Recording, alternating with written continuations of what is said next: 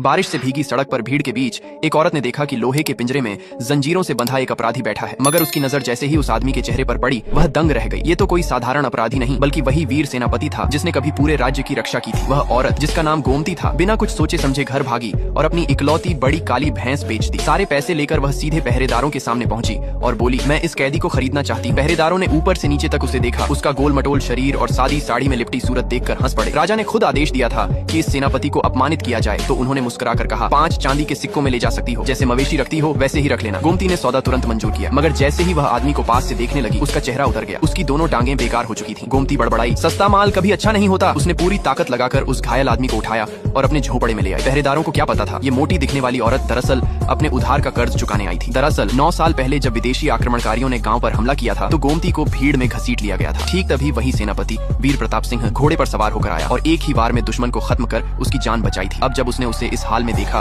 तो बिना सोचे समझे अपनी सब जमा पूंजी लुटा दी ताकि एन का बदला चुका सके। घर पहुंचकर उसने अपनी 3 गोद ली हुई बेटियों सरिता, गीता और मीना को आवाज लगाई, बेटियों सुनो, मैंने तुम्हारे लिए नया बाप खरीदा है। बड़ी बेटी सरिता और मंजली गीता तो गुस्से से आग बबूला हो गई। भैंस बेच दी, अब हमारी नई साड़ियां नहीं आएंगी और ऊपर से ये अजनबी आदमी। लेकिन सबसे छोटी मीना खुश हो गई। वह मुस्कुराई और बोली, अब हमारे घर में भी पापा हैं। अगले दिन जब गोमती ने वीर प्रताप को धूप में बैठाया तभी पड़ोस की श्यामा काकी तूफान की तरह घर में घुस आई। दरअसल सालों पहले गोमती की बड़ी बेटी सरिता की सगाई श्यामा काकी के बेटे से तय हुई थी। श्यामा का मन तो पहले से ही इस घर की जमीन हथियाने का था। उसे लगा गोमती ने नया मर्द इसलिए लाया है ताकि बेटा पैदा हो और घर खेत उसी के नाम हो जाए। वह चिल्लाने लगी, तूने हमारा समझौता तोड़ दिया, अब यह घर हमारा नहीं रहेगा। गोमती ने शांति से कहा, चाहे बेटा हो या ना हो, यह घर मेरी बड़ी बेटी को ही मिलेगा। लेकिन सरिता गुस्से में उबल पड़ी, हमें किसी की जरूरत नहीं, तेरे बेटे से रिश्ता खत्म। इतना सुनते ही मंजली गीता ने गुस्से में रसोई से छुरी उठा ली और श्यामा काकी को दरवाजे से बाहर भगा दिया। वीर प्रताप ये सब देखकर हैरान रह गया। उसे लगा ये परिवार जितना अनोखा है उतना ही मजबूत भी है। लेकिन श्यामा काकी कहाँ मानने वाली थी। वह भागी भागी गांव के सरपंच हरिनाथ के पास पहुंची और झूठा इल्जाम लगाया कि गोमती के घर में अवैध आदमी छिपा हुआ है। उसी रात सरपंच घर पहुंचा और बोला, गोमती तेरे घर में एक और आदमी है, अब तुझे 500 सिक्कों का अतिरिक्त कर देना होगा। बेचारी गोमती ने हाथ जोड़कर विनती की, 3 दिन का समय दीजिए, मैं पैसे जुटा लूंगी। लेकिन घर में तो फूटी कौड़ी नहीं बची थी। वह मायूस होकर कोने